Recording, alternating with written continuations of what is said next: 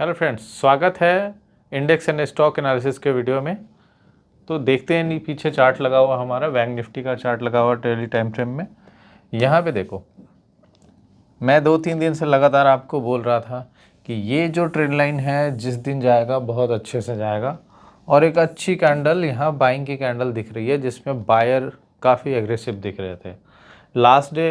अब देखो, ये बायर आज एग्रेसिव दिख रहे थे, इसके लिए सबसे अच्छा पहचानने का मेथड था कि आज ही बाइंग के लिए जा सकता है। कल लास्ट आवर में निफ्टी का जो था मूव बड़ा अच्छा था अपसाइड की ओर, और बैंक निफ्टी का भी लगभग था रिवर्सल, नीचे से अपसाइड की ओर रिवर्सल आया था। तो वहाँ से कुछ हमें सेंटिमेंट चेंज होता दिख रहा था। जैसे मैं आवरली का टाइम फ्रेम लगाऊं तो आप यहाँ देखना, यहाँ बिल्कुल ये चार्ट देखो, आवरली के टाइम फ्रेम में मार्केट यहाँ से ये रिवर्स हुआ था कल सेकंड हाफ में, ओपन होके ये गया अपसाइड की ओर, अपसाइड की ओर गया, और नीचे आने के बाद जैसे ही शार्प रिकवरी आई ये दो लेवल निकलते ही ऊपर चला गया। अब होता क्या है, 15 मिनट के टाइम फ्रेम में जब देखें इंट्राडे के चार्ट पे, तो इंट्राडे के चार्ट पे थोड़ा सा समझना पड़ेगा हमें। मिस्टेक, अगर आपने ट्रेड नहीं लिया है तो कुछ मिस्टेक की वजह से नहीं लिया होगा। यहाँ पे देखो, यहाँ ओपन होता है सुबह मार्केट एक रेड कैंडल से, लास्ट की बाइंग के बाद मार्केट रेड कैंडल से नीचे ओपन हुई, और ये जो बाइंग थी यहाँ के आसपास जहाँ से बाइंग स्टार्ट हुई थी वहीं के आसपास से रिकवर हुआ, रिवर्स हुआ, और यहाँ चल रहा था। मैं प्लान कर रहा था कि जब इसके ऊपर ट्रेड होना स्टार्ट होगा, यानी इस रेंज के ऊपर, तभी मैं ट्रेड करूँगा। मैंने आज कोई ट्रेड डाला नहीं था, मैंने बिरला सॉफ्ट का फ्यूचर सेल किया हुआ था, इंडेक्स में डाला नहीं था। तो यहाँ पे मुझे फर्स्ट मूव में जाते हुए थोड़ा सा मुझे डर लग रहा था कि यहाँ नहीं सेल करूँ, क्योंकि कभी भी ये नीचे आ सकता है। लेकिन यहाँ क्या हुआ, ब्रेकआउट होने के बाद नीचे आया। अब यहाँ समझने की बात है कि अगर ब्रेकआउट होने के बाद नीचे आया तो यहाँ से रिकवरी आ गई अपसाइड की ओर। तो अगर पूरा प्राइस एक्शन के हिसाब से देखो तो आप ये पूरी तरह से फेल होने के बाद प्राइस एक्शन से अपसाइड की ओर आप एक्सपेक्ट ही नहीं कर सकते हो कि इस तरह से जब फेल हो जाता है फिर अपसाइड की ओर मूव हो जाए। बाइंग की कैंडल जो लेवल को ब्रेक कर रहा है, ये सारे लेवल्स को ब्रेक कर रहा है, और वो रिवर्स हो जाए, इसके बाद बहुत रेयर होता है कि लोग अपसाइड का ट्रेड ले पाते हैं। लोग नीचे का प्लान कर लेते हैं कि अब हो सकता है ये रिवर्स हो गया तो नीचे जा सकता है। अब देखो, थोड़ा सा मैं इंडिकेटर कुछ जगहों पे यूज करता हूँ। तो मैं एक इंडिकेटर यूज करता हूँ CPR। CPR कोई ऐसा बड़ा इंडिकेटर नहीं है, बस इसका खासियत है कि ये लीडिंग इंडिकेटर है। लीडिंग इंडिकेटर ऐसा नहीं है कि प्राइस के बेस पे बनता है कि आपको बाइंग सेलिंग का कोई साइन देगा, ऐसा कुछ। यहाँ पे मैं CPR को यूज करता हूँ। जैसे CPR क्या है, एक आपका एक रेंज देता है। CPR का फुल फॉर्म होता है सेंट्रल पिवट रेंज। एक ऐसा रेंज देता है जो क्या करता है, वो प्रीवियस डे के मार्केट के हिसाब से, प्रीवियस डे की वॉलेटिलिटी या मार्केट के हिसाब से अगले दिन पहले ही एक लेवल बना के दे देता है। जो उसका मतलब ये होता है कि प्रीवियस डे का कुछ रेंज रहा है, उस रेंज के हिसाब से यहाँ 3 लाइनें बना के दे देगा। यहाँ थोड़ा सा टीवी में क्वालिटी उतनी अच्छी नहीं है, तीनों लाइन नहीं दिख रहा है, हो सकता है इसके पिक्सल की वजह से ऐसा हो रहा होगा। तो 3 लाइन ये बना के दे देता है, एक लाइन बीच में पिवट लाइन होती है इसकी, ठीक है।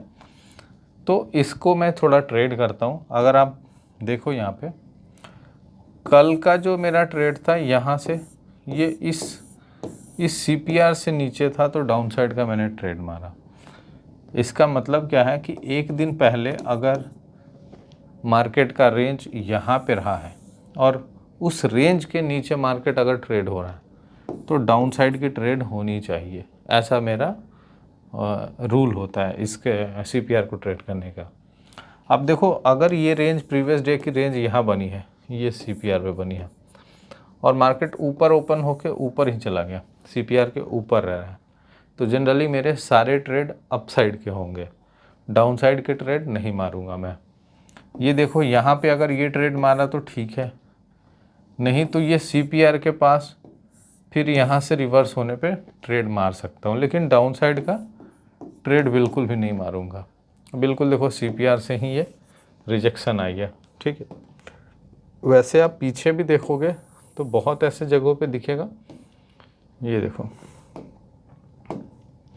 ये CPR की 3 लाइनें हैं, मार्केट खुली यहाँ पे बिल्कुल इस CPR से ही वहाँ तक चली गई। यहाँ देखो ये बिल्कुल CPR पे है, कभी भी CPR पे होता है तो मैं नहीं ट्रेड करता हूँ, उसको अवॉइड करता हूँ, ट्रेड करने लायक नहीं होता, ठीक है। अब ये देखो एक ये है, CPR से नीचे था, ट्रेड मैं डाउन साइड का ही मारूंगा, CPR से नीचे ओपन होके जाए तो डाउन साइड का मारूंगा, लेकिन ये डाउन साइड नहीं गया, ये रिवर्स होके सीधे ऊपर, ये अप साइड CPR पे चला गया, CPR के ऊपर चला गया, तो अब नीचे का ट्रेड लेना सही नहीं है। अब CPR के ऊपर ट्रेड हो रहा है, मीन्स प्रीवियस डे के रेंज के ऊपर ट्रेड हो रहा है, तो अप साइड का ट्रेड आपको बनाना है, डाउन साइड का ट्रेड नहीं बनाना, ठीक है। एक और एग्जांपल यहाँ दिखा देता हूँ, ये एग्जांपल यहाँ पे देखो, ये बाइंग, सॉरी एक मिनट, थोड़ा सा इसको, ये CPR आ क्यों नहीं रहा है यार, थोड़ा और महंगा टीवी लेना चाहिए था। चलो ये देखो, ये यहाँ से आके यहाँ गया, बिल्कुल CPR से रिवर्स हो गया। अब डाउन साइड का ट्रेड मारो, यहाँ से यहाँ तक का ट्रेड मैंने मारा भी था, ठीक है, बाकी रेंज यहीं पे रह गई, तो फिर उसके बाद ट्रेड नहीं करेंगे। चलो ये तो हुआ स्ट्रैटेजी की बात यहाँ हम कर लेते हैं कि हमें करना क्या है नेक्स्ट डे के लिए। अभी तो चलो आज की बाइंग बहुत अच्छी आ गई, लेकिन नेक्स्ट डे का क्या प्लान होगा उस पर हम बात कर लेते हैं। अब देखो नेक्स्ट डे का प्लान के लिए सबसे इम्पॉर्टेंट चीज़ है कि नेक्स्ट डे का प्लान करने के लिए हम चलेंगे इसके बड़े टाइम फ्रेम में, चार्ट में, कि बड़े डेली के टाइम फ्रेम में एक अच्छी बाइंग आई है। अब समझो ये आज की बाइंग है, आज की बाइंग है, लगभग 470 पॉइंट का मूव आ गया है, 470 पॉइंट का मूव आ गया है, और आप देख रहे होगे यहाँ पे कि 44,900 के अप्रॉक्स चला गया था, ठीक है। अब सीधा क्या होगा, जब भी इस तरह की बाइंग आती है तो next day gap up open होने का चांसेस ज़्यादा होता है, लेकिन ये रूल में मत डाल लेना कि बाइंग आई है तो अगले दिन के लिए मैं कॉल होल्ड करके चला जाऊँ, गैप अप हो जाएगा। तो हमारे पास एक राउंड फिगर यहाँ पे है, एक 45,000 का, तो गैप अप भी होगा ना, तो सबसे पहला लेवल आपको मिल जाएगा उसको 45,000 का, ठीक है। यानी कल एक छोटा ट्रेड लेना है तो गैप अप अगर 45,000 के आसपास हो गया तो वहाँ से एक छोटा सा डाउन साइड का ट्रेड मिलेगा और उसको ट्रेड कर लेंगे। कैसे, चलो एक बार आवरली में देख ले तो ज़्यादा क्लियर होगा। आवरली के टाइम फ्रेम में देखें तो ठीक है, यहाँ पे देखो, सॉरी एक मिनट, 15 मिनट में देखते हैं क्योंकि ट्रेड हमें 15 मिनट में करना है, ठीक है। यहाँ देखो, यहाँ से बिल्कुल ओपन कहाँ होगा, ये बिल्कुल ओपन हो जाएगा ये 45,000 के आसपास। जैसे ही यहाँ पे ओपन हुआ एक बार जाके फिर रिवर्सल होने का चांस होगा और यहाँ या फिर यहाँ तक 2 लेवल तक हमें आते हुए दिख सकता है। अगर CPR यहीं कहीं पे होगा तो यहीं के आसपास आएगा और फिर अप साइड के लिए मूव बनाएगा। यानी कल मुझे जो ट्रेड मिलेगा एक डाउन साइड का ट्रेड ही मैं ट्रेड करूँगा फर्स्ट हाफ में। सेकंड हाफ में हो सकता है कि ये रिवर्स होके अप साइड चला जाए, तो फर्स्ट हाफ में बुलिश ट्रेड नहीं लूँगा मैं, कोई डाउन साइड का ट्रेड लूँगा। अब देखो कुछ लोग स्कैल्पर होते हैं जो फर्स्ट हाफ में जब गैप अप ओपन होगा तो वो 1 मिनट के टाइम फ्रेम में बाई कर लेंगे और थोड़ा सा ऊपर जाके निकल जाएंगे। ऐसा ट्रेड नहीं करना है, ये प्योर स्कैल्पर एक फैंसी नाम है, जो कहते हैं ना कि मैं स्कैल्पर हूँ, सॉरी गलत लिख दिया, मैं स्कैल्पर हूँ। स्कैल्पर गैम्बलर दोनों बराबर ही होते हैं। स्कैल्पर और गैम्बलर बराबर इसलिए होते हैं क्योंकि आप देखो सडनली बाई सडनली सेल कर रहे हो, सडनली बाई सडनली सेल कर रहे हो, किसी दिन आप बड़ा फंस गया तो बड़ा पैसा जाएगा। उसी तरह गैम्बलर में है, आप बाई कुछ कुछ गैम्बलिंग करके थोड़े थोड़े पैसे कमा रहे हो, थोड़े पैसे आज कमा लिए कल कमा लिए, लक चल रहा है तब तक चल रहा है। जिस दिन फंस गए ना उस दिन पूरा घर बेच के जाओगे आप। तो गैम्बलिंग मत करो, थोड़ा सा अपना कन्विक्शन बनाओ। और अगर आप एक ट्रेडिंग को एक अपना बिजनेस मान रहे हो तो शॉर्ट टर्म की ट्रेडिंग आपको करना भी नहीं चाहिए। ट्रेडिंग बिजनेस होने का मतलब है शॉर्ट टर्म ट्रेडिंग मीन्स कि आपकी स्टेबिलिटी ख़राब होगी सबसे पहले, ठीक है। सेम चल लेते हैं अब उस पर। अब मेरे पास है निफ्टी का चार्ट। निफ्टी का चार्ट देख लेते हैं आवर्ली टाइम फ्रेम में। डेली के टाइम फ्रेम में भी एक बाइंग की कैंडल बहुत अच्छी उसमें मिली है। यहाँ पे जाओ अगर डेली के टाइम फ्रेम में, सॉरी वीकली हो गया, डेली के टाइम फ्रेम में एक बहुत अच्छी बाइंग कैंडल बन गई है। यहाँ पे मैंने बताया था कि इस लेवल के ऊपर है तो जाएगा अपसाइड के लिए, तो अपसाइड के लिए ट्रेड कर सकते हो। यहाँ पे दिख रहा है कि ये उसको भी निकाल के अपसाइड के लिए बहुत अच्छा मूव दे दिया। जैसे यहाँ की बाइंग कैंडल आपको बताया था कि ऐसी बाइंग कैंडल प्रीवियस नहीं हुई है, तो सेम ऐसी बाइंग कैंडल प्रीवियस नहीं हुई थी, यहाँ हुई थी। यानी फर्स्ट जो बाइंग है यहाँ हुई है, सेकंड जो एग्रेसिव बाइंग है यहाँ हुई है, ठीक है। तो हमें क्या ध्यान रखना है, हमारे लिए सबसे बेस्ट टारगेट है 19,800 के आसपास। 19,800 के आसपास हमें जाते हुए दिख रहा है निफ्टी, कम से कम कल का अगर गैप अप हो गया तो, ठीक है। तो इसको सेम ऐसे ही रखेंगे 19,800 के आसपास ही, कोई एक छोटा ट्रेड डाउन साइड का लेंगे, नहीं तो अप साइड के लिए चलते रहेंगे, ठीक है। अब मेरे पास स्टॉक है, कुछ स्टॉक है, जैसे ये देखो बजाज फिनसर्व। देखो बजाज फिनसर्व में लगातार दे रहा था, बजाज फिनसर्व में यहाँ भी दिया आपको, यहाँ भी दिया, लेकिन ये लेवल है कि निकलने को तैयार नहीं है। अब लेकिन इस लेवल के ऊपर जाएगा तो बाइंग भी बहुत अच्छी होगी। अब देखो बजाज फिनसर्व में फंसने का सबसे बड़ा प्रॉब्लम कहाँ आ सकता है, बजाज फिनसर्व कब फंस सकते हो, जैसे मान लो आपने इसको प्लान बनाए हुए हो अप साइड के लिए, अब 1524 का एक लेवल हो गया, 1524 के ऊपर जाएगा तो बाइंग अच्छी आ जाएगी। फंसने का चांस कब होगा, जब इसके नीचे कहाँ हो सकता है, 1510 के आसपास, 1510 के नीचे ही चला जाए, सुबह ओपन हो और ट्रेड होने लगे इसके नीचे, तो इसको होल्ड नहीं करना है।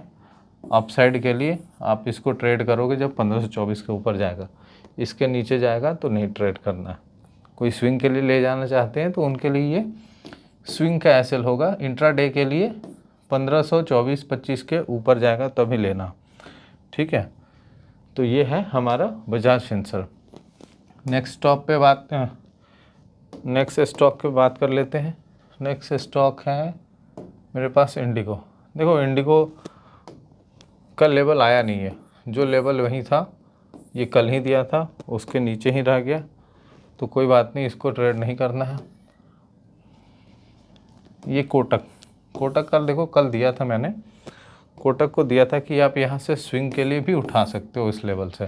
देखो कोटक ने रिएक्शन दे दिया है, अब कोई कहेंगे कि बैंक में बाइंग आई है इसलिए इसमें भी बाइंग आ गई, ऐसा नहीं है। कोटक बाइंग के लेवल पे था, अभी कोटक का रिसेंट टारगेट कम से कम यहाँ के आसपास है, 1800 के आसपास है, यानी कल जाएगा तो कम से कम 1800 के आसपास जाएगा, इसमें मिल सकता है, ऊपर भी जा सकता है। तो कोटक अभी भी हमारे बाइंग के लिस्ट में है, कोटक बैंक। नेक्स्ट आ जाते हैं बिरला सॉफ्ट। देखो बिरला सॉफ्ट में आज मैंने इसको ट्रेड किया था, फ्यूचर ट्रेड किया था, इसकी सेलिंग मेरी हुई थी लगभग, कहाँ पे मैं दिखाता हूँ, 15 मिनट के टाइम फ्रेम पे दिखाता हूँ। बिरला सॉफ्ट की सेलिंग मैंने किया था बिल्कुल यहाँ पे सेल किया था, ये ऊपर जाके जब ये नीचे आने लगा यहाँ सेल किया था, यहाँ पे मेरा स्टॉप लॉस था, यहाँ पे एग्जिट हुआ मैं, 2000 क्वांटिटी था फ्यूचर का, तो यहाँ से अच्छा टारगेट मिल गया था, मैं निकल गया, ठीक है। तो बिरला सॉफ्ट अभी भी मेरे लिस्ट में इसलिए है क्योंकि आप देखोगे तो वो लेवल ब्रेक हुआ है, जो लेवल की बात हम कर रहे थे इतने दिनों से, वो लेवल ब्रेक हुआ था, ठीक है। अब इस लेवल के नीचे अभी भी जा सकता है, मीन्स कि बड़े टाइम के बाद, बड़े बाइंग के बाद अभी तो सेलिंग स्टार्ट ही हुई है। अगर इसके लो टूटता है तो फिर सेलिंग होगी, अभी और नीचे तक आ सकता है। आराम से इसको ट्रेड कर सकते हो, कंटिन्यूएशन की ट्रेड कर सकते हो। अगला स्टॉक है इंडसइंड।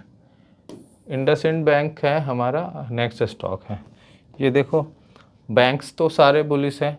आप आईसीआईसीआई सॉरी एसबीआई देख लो, कोटक देख लो, और ये इंडसइंड देख लो, इवन आईसीआईसीआई देख लो, सारे बुलिश हैं। सारे एक ब्रेकआउट लेवल पे दिखेंगे आपको। लेकिन इसमें से मुझे आईसीआईसीआई सॉरी इन तीनों चारों बैंकों में से मुझे एसबीआई का और ये इंडसइंड बैंक का ब्रेकआउट बहुत अच्छा लग रहा है कि इस लेवल से 3 बार आया है, एक अच्छी क्लोजिंग मिली है, तो कंटिन्यूएशन के ट्रेड इसके मिल सकते हैं। अगर कोई इसको स्विंग में भी होल्ड करना चाहता है, देखो स्विंग भी बता रहा हूँ मैं इसको, इंडसइंड बैंक को स्विंग में भी बता रहा हूँ कि इसको होल्ड कर सकते हो। इसलिए होल्ड कर सकते हो, बाइंग अच्छी आई है। अगर कल का कल यहाँ ट्रेड हो जाता है, अगर ऊपर निकल गया तब छोड़ देना। अगर कल का कल यहाँ ट्रेड हो गया तो इसके नीचे स्टॉप लॉस लेके या फिर इसके नीचे स्टॉप लॉस लेके स्विंग भी इसको होल्ड कर सकते हो 2 सप्ताह के लिए। ठीक है, 1 या 2 सप्ताह के लिए होल्ड कर सकते हो, 5 से 10% आराम से मिल जाएंगे इसमें। ठीक है, इंट्राडे के लिए हमारा लेवल वही है कि इसके ऊपर जाएगा, इसके हाई के ऊपर, तो हम बाइंग बनाएंगे इसको इंट्राडे में। ठीक है, अगला स्टॉक चल लेते हैं। आईसीआईसीआई को भी मैंने, आईसीआईसीआई बैंक को भी लिस्ट में रखा हुआ है। इसलिए रखा हुआ कि ये देखो, ये एक डिमांड जोन मेरा बहुत पहले से आ रहा था। लास्ट टाइम वहीं से रिएक्ट किया था, फिर वहीं से जाके एक बाइंग की कैंडल दी है। अब ये जो 970 का लेवल जो दिख रहा है, इसके ऊपर जैसे ही जाएगा एक बाइंग आएगी और ये एक ट्रेंड लाइन ब्रेक होते हुए दिखेगा। ठीक है, तो यहाँ से बाइंग आएगी तो सबसे पहला टारगेट हमारा यहाँ के आसपास होगा, 990 के आसपास, 985 के आसपास। ठीक है, तो वो हमारा पहला टारगेट होगा। तो आईसीआईसीआई में भी एक ट्रेंड लाइन ब्रेक दिख रहा है, तो बाइंग के लिए ले जा सकते हैं। नेक्स्ट स्टॉक है हमारे पास बजाज ऑटो। बजाज ऑटो पे बात कर लेते हैं। बजाज ऑटो का क्या है, थोड़ा सा ये प्राइस एक्शन कुछ इस टाइप का ही इसका रहता है, इस टाइप का ही रहता है। लेकिन सबसे अच्छी बात है कि 1 2 3 4 सब 4 लेवल के ऊपर जाने की कोशिश कर रहा है। इसको आवरली में भी देखोगे तो बहुत अच्छा दिखेगा चार्ट आपको। आवरली का चार्ट देख लो, ये आवरली का चार्ट है, परफेक्ट चार्ट दिखेगा आपको। यहाँ 1 2 और ये 3, आप देखो यहाँ से गया ऊपर, फिर गया ऊपर, फिर गया ऊपर। लगातार आप देखोगे स्विंग जो है ऊपर की ओर शिफ्ट हो रहा है। अगर इसके ऊपर फ्लैट ओपन होकर जाए तो बहुत अच्छा टारगेट मिलेगा, यानी 4725 के ऊपर जाएगा तो एक बाइंग का लेवल मिलेगा और हम अपसाइड के लिए जा सकते हैं इसको। तो हमारे पास स्टॉक्स भी हो गए। ज़्यादातर स्टॉक आज हमारे पास बुलिश स्टॉक है, बियरिश स्टॉक कम मिले हैं, क्योंकि सेल साइड के स्टॉक बहुत कम दिख रहे थे। मार्केट में पॉजिटिविटी ज़्यादा है, इसलिए अभी अपसाइड का ट्रेड कीजिए, डाउन साइड का ट्रेड रेयर ही मिलेगा। ठीक है, तो इसी तरह हमारे वीडियो को देखते रहें, लाइक फॉलो सब्सक्राइब करते रहें। Thank you.